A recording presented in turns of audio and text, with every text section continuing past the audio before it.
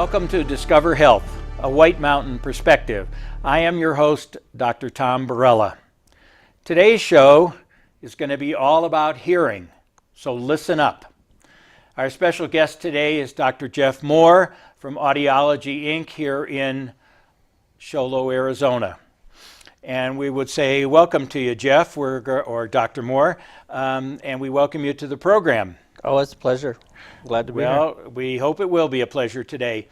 You're an audiologist, a doctor of audiology, but I don't think a lot of people really know what a doctor of audiology is or has training. So why don't you start off and tell us a little bit about what you are? Whenever anybody asks me, what do you do for a living? I say I'm an audiologist. They always say, what? It's either for one or two reasons. Either they're being silly because they know what an audiologist is, or they have no clue. Well, an audiologist, basically, hearing specialist. Okay. Think of optometry for the eyes. Okay. Audiology is for the ears and hearing. So Okay. That's a very generic definition of audiologist. Okay, an audiologist then essentially has the training for all the aspects related to the ears, but is really takes a non-medical approach to hearing and ear-related problems. Correct. So kind of like an optometrist might have, or for the eyes, you're the specialist for the ears. Mm-hmm.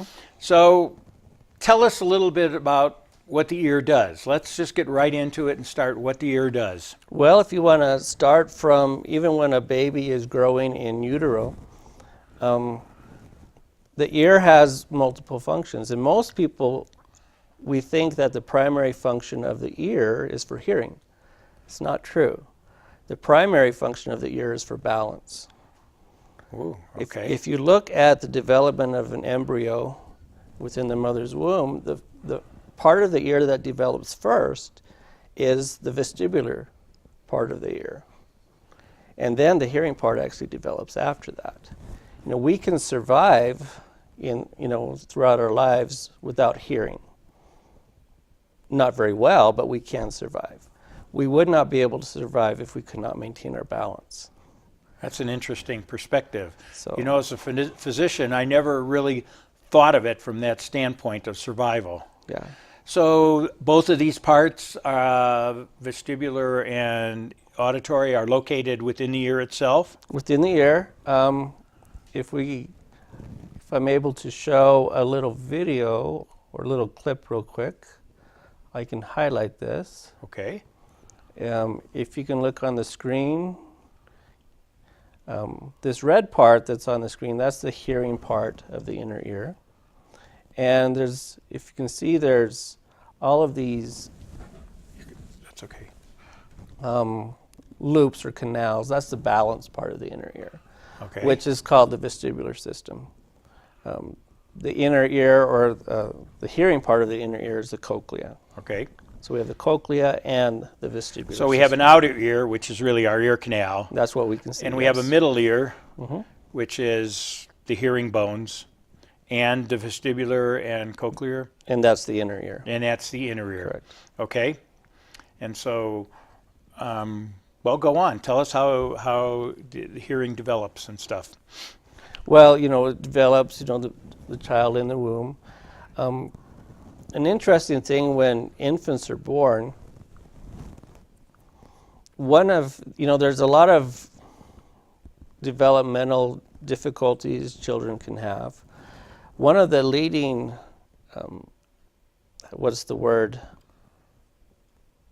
malformations or difficulties a child could have when they're born is actually hearing loss. Okay. They say that it's one of the top 3 or 4 potential chronic disabilities a child could have. So in today's world, it's actually, I believe it's almost mandated that all infants born within the hospitals are supposed to receive a newborn hearing screening, so that we can find out as soon as possible if there is any difficulty. And if there is, then take appropriate steps to help. And this is the newborn screening of hearing that's done in the hospital. And if for some reason the children fail for this, then they're required to actually go back. This actually turns out to be a national issue right now. Yes, it's Okay. and you know, a lot of people always ask, well, how can you check the hearing of an infant? I mean, they can't raise their hand when they hear the sound. You know, they're not going to repeat words back to you. And the ear has the amazing ability that the ear produces its own sound. I did not know that. Yes. There's a test called otoacoustic emissions, where we actually will put tones or sound into the ear. And then what happens is the nerves inside the inner ear will produce, it's like in music, harmonics. Okay. We put certain tones in the ear, and the ear will produce a harmonic in response to those tones. And we have equipment available nowadays that we can actually measure those emissions from the ear. And it's not a hearing test, it's a nerve function test. So we can see if the nerves are working normally or So if not. the hearing nerves, okay.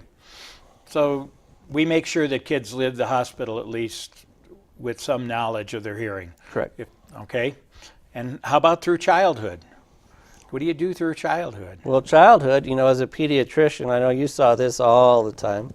You know, children, you know, are prone to ear infections. Right. And a lot of that actually has to do with the anatomy of the ear. Right. And it's tied to the eustachian tube. Right. In children, the eustachian tube anatomy is actually more kind of a horizontal. But as the child grows, it changes its position, so to speak. So as they get older, it actually will drain better, and they less prone to infections. Well, adults have less problems than children with ear Correct. infection. So what happens to hearing when you get an ear infection? Hopefully it's temporary. Hopefully it is.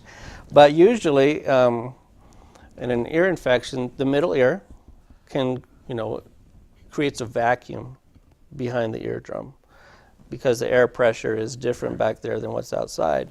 And so it allows fluid to collect behind the eardrum. So it's almost as if, imagine putting your finger in your ear and then trying to hear with your, you know, or putting your head underwater, trying to listen underwater. I used to describe it to parents as the kids don't hear because it's like they're hearing underwater. Correct. But something else can also happen when you get an ear infection, at least in 1-year-olds, 2-year-olds and stuff like that. They seem to have troubles with balance. Yes. Because? Well, that fluid can also put pressure on the inner ear. And if you're putting pressure in there, it's affecting the nerve function inside the balance part of the ear as well. So one of the signs of ear infections in children not only is the kids crying, but balance. So past early childhood, when ear infections are so prevalent, because 1/3 to 2/3 of children will end up getting ear infections, what are the things we look for later in childhood? Well, of course, speech and language development is one of the biggest things to look for. Okay. Especially when they're, you know, 2 years old, 3 years old, that earlier childhood. Okay. But when they get into the school age, you also want to be looking into academic performance as well. Now, don't the school systems screen the kids for hearing when they get into school? Mm-hmm. They do. They do. They do that too because it's so important for speech and language development. And to me, there's a difference in the way, for example, people that are born without hearing speak with speech therapy versus people who have lost their speech later in life. Correct. And the people that lose their speech later in life speak clearer? Yes, because they have that foundation where the brain has actually been able to learn really how to produce sound or to talk, you know, in relation to their hearing. And they can get feedback from how their speech from everybody else. I'll give you a personal example. I actually saw a patient recently. He's probably in his late 20s to early 30s. He came in the office, and just by listening to him talk, I could tell already that he had had a hearing loss probably from early childhood. And after going through his history, he verified that. And it's because his speech production wasn't as clear. Wasn't as clear, Yes. Didn't phonate correctly. So past school age, teenagers have problems with hearing? They can. Now, what's happening in the teenage years right now, and I'm going to call it self-induced. Okay, because as we know, a lot of us, we like our music. Teenagers, they like using their headphones or turning the music up loud. What we're finding is there's a higher prevalence of noise, or I'm going to call it music-induced hearing loss, that they're finding in teenagers now than has ever been before. So, I mean, I'm going to have to give up my rock music? no, just turn the volume down or don't listen to it for as many hours a day. Is that transient? Does it get better if you stop listening to the loud music, or is it irreversible? If damage has been done, and the damage in the ear will be with the nerves inside the inner ear. And unfortunately, once the nerves in the ear are damaged, it is irreversible.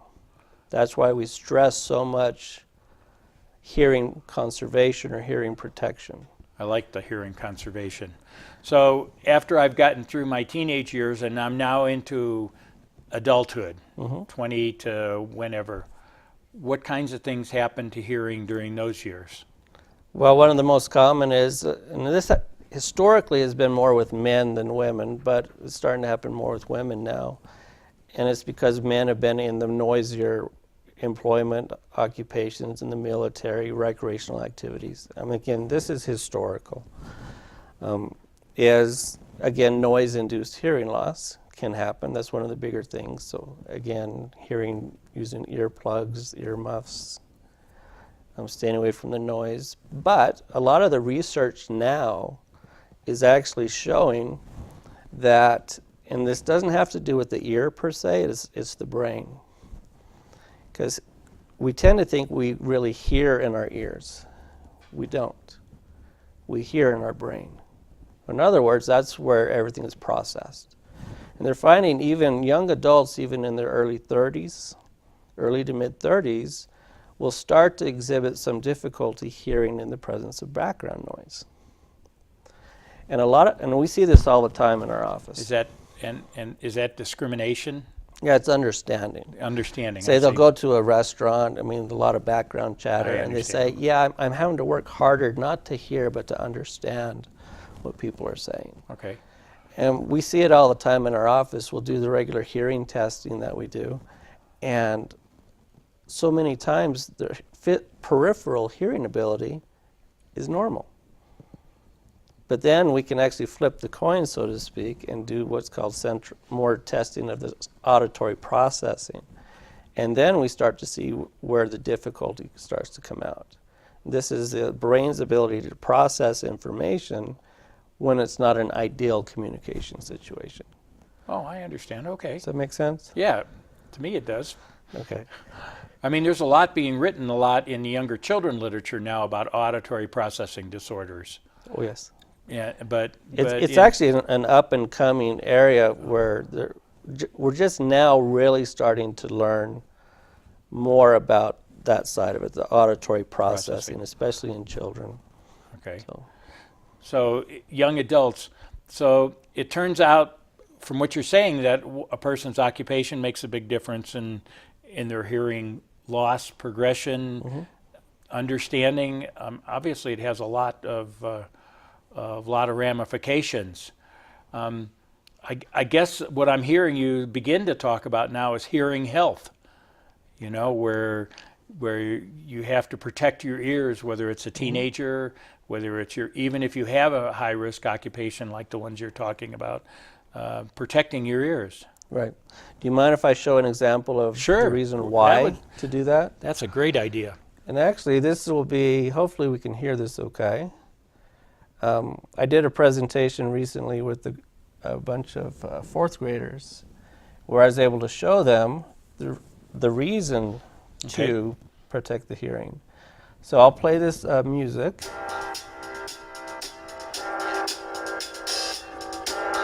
Anyway, the way we're hearing this music now is as if the hearing is perfectly normal. Okay. No hearing loss. And the way we're hearing this now, and hopefully we can tell the difference, is this is a hearing loss caused by noise, or a noise-induced hearing loss. again, versus normal. Okay. Okay? And again, going back to what we mentioned earlier about the need, about is it permanent or not? Okay. Yeah. This type of hearing loss is permanent. So when we're younger, or, 20s, 30s, teenage years, this is why we need to wear the hearing protection or limit our time around the excessive noise so that it does not cause that permanent decrease. Now, this person could still hear, but they'd need, for example, to listen to this, they'd need to turn the volume up? Yes. Okay, so that would be one resolution for that hearing loss. But then again, in normal conversations like you and I are having now, they would have difficulties and I'd need to scream a lot louder. Probably. Okay. And this type of hearing loss, what we will hear all the time with people in the office, they will say, like, we're talking now, they'll actually say, I hear fine. But when the person's not looking at me, or if there's any kind of other noises, background noise, that's where I can still hear, but I'm having a harder time understanding I see. what is being said. So how does this relate? Is this the same type of hearing loss that happens as you get older, but these people are experience it when they're younger because of hearing trauma? Yes. Okay. And this is what happens as time goes on. But also, as we get older, let's kind of fast forward. Okay. As to my age? No, you're a young man. As we get older, as we know, the body changes. And this is the analogy I use with some of my patients is I'll always ask them, you're 65 years old. Can you run as fast today as you did when you were 20 years old? The answer is almost always no. Well, we don't hear as fast when we get older as well. Again, this goes back to the processing of information. It's not just the ear, it's the brain. Because our processing abilities change, they slow down. One of the biggest complaints that grandma and grandpa will mention in regards to their grandkids, for example, they'll say, well, Johnny talks too fast. And I can't, it's like he's just rambling on. Like I have a hard time understanding him. Well, you can't hear as fast as they're talking. Okay? And So it's really a processing issue. it's a process. It can be a physical hearing decrease because the ear's not sending all the information to the brain. So it's a multiple thing. It's lack of audibility, but also lack of speed of processing can also change as well. And you guys essentially, hopefully, or not hopefully, but you guys test for that when you look in the separation from the actual reception of the sound to the actual processing of the sound. Yes. Yeah, we test for that. So we test the traditional way, hearing the sounds, raise your hand if you hear the beeps. We do word testing in quiet, but we also do word testing with noise. We'll do multiple talkers testing. So it depends on the person's difficulty and what we're finding. And so the test actually progresses as we go through, and it's almost tailored to that individual patient. So other than grandma, grandpa saying you talk too fast, what are some other things that people can hang on to tell that they're beginning to develop issues with their hearing? Again, where it really pops out again is the hearing with background noise. That's really where it pops out. If they're in school, are they having difficulty, with their understanding their teacher, things like that. And so then the person actually needs to learn how to almost take control of their communication environment, so to speak. I recently went to a conference where they were presenting some new research, and this has to do with the brain and hearing. One of the interesting things that was highlighted, let's see if I can show this. It has to do with music and the brain and hearing. And the research that was presented, it was saying that individuals that have music training, like learning an instrument, later on in life, they actually are able to hear better in difficult situations than somebody that never had music training. They're actually finding, like, say, toddlers, for example, that start to learn an instrument for just 1 year. The rest of their life, it benefits their ability to hear in difficult environments.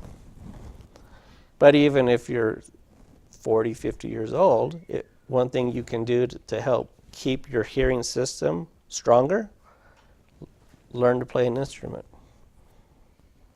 Okay. It's kind of no, it's actually it's an interesting research. This is cutting edge. It's Northwestern University. Dr. Krause was presenting this. Was there a reason for this? Is it just because you're more in tune with listening to sounds when you're musical? Music activates different parts of the brain. There's a imaging that we all know what an MRI is. Yeah. A lot of us have heard of what a functional MRI is, where they can actually map the parts of the brain that are active with different sensory information. Right. We see this a lot on PET scans on TV shows where they actually probe parts of the brain when you're under certain stimuli. Well, for example, for speech communication, there is a known part of the brain that activates. It's the left hemisphere, Broca, Wernicke's area. It's in the temporal region of the brain. Whenever a person is listening to music, their entire brain lights up. So it's keeping more parts of the nervous system active. And so the brain is better able to learn to actually pick apart different sounds, because a musician, for example, has to be able to hear their instrument, but if they're in a band, they have to also be able to hear the flutes and the other instruments and play in tune. So they're able to learn to differentiate where they are in comparison to other noises. So going back to what we were talking about, as people get older, when should you start having your hearing tested just routinely as part of your health when you get older? I would recommend, even as a young adult, at least get a baseline hearing assessment. 40, 50? 30. All right, 30. That's a young adult, okay. 30, 35. Okay. And then throughout your life, when you're a young adult, do you need to have your hearing tested every year? Probably not. Okay. I mean, it's not part of the routine physical exam that a medical doctor does. So when you get 50, another exam, 60? Yeah, say, if you haven't had any problems from when you're 30 up to 50, get it checked again when you're 50. And at that point, I would probably have it done at least every couple years. So let's say at 50 or 60, you start getting your hearing tested every couple years until there's problems, and then you alter it depending upon... And then we take steps to try to improve the hearing abilities. And if there is a decrease in hearing, it is really important that you do something about it as soon as possible. Okay, and because... Again, it has to do with, I'm going back to the brain again. Okay. The processing. Because the more active you keep the brain's auditory processing abilities, the stronger it will stay throughout the rest of your life. That's consistent with a lot of things that they tell the elderly, not the elderly, but people as they get older, that they need to keep stimulating parts of their lives to keep active, keep and hearing is no different. And hearing is no different. So what alternatives do people have? I mean, there's an auditory processing problem, and then there's an actual hearing neurologic problem, and the approaches to them are different as you get for treatment? They can be different, or they can be the same. The primary treatment, for hearing loss is the use of hearing aids. Which is really an amplifier? If you boil it down to its basic function, a hearing aid is an amplifier. But today's hearing aids are far more than just an amplifier. I call them sound analyzers. Today's hearing aids are computers. Okay. That as the person is wearing it, it's measuring the sound in their environment. And they can tell the difference between speech sound and music and road noise and wind noise, where the sound is coming from, how loud is it, what frequency is the sound. And then the hearing device will automatically adjust how it's working depending on the sound or the loudness of the sound that's coming in. And the primary goal is to help improve that person's speech understanding ability. That is the primary focus of hearing devices, is to improve communication. And I guess there's must be a myriad of devices. Are there any particular thought processes behind I guess prescribing them, or different types of them, or they just use a computer algorithm to analyze whatever testing you do? Well, they all have a computer algorithm, that the device is using. But what I always tell everybody is that hearing device is only as good as whoever makes it work. And so Okay. in reality, the most important decision, the person, if they're having communication or hearing difficulties, the most important choice they have to make is not what hearing device do I need to get. The most important decision is which audiologist am I going to trust to help me improve my Get the hearing. right. Well, we're almost out of time here. It's gone, I'm sure, very quickly. I think it's important that people understand that hearing health is an important part of life, and you can actually help prevent yourself from having hearing problems later in life by protecting your ears when they're young. And also that you can have hearing tests specifically as you get older to try to determine if there's problems. Correct. We have not gotten into anything vestibular, and we may bring you back to talk about balance type problems. Dr. Morre, I thank you for spending your time with us, and I hope we all hear better.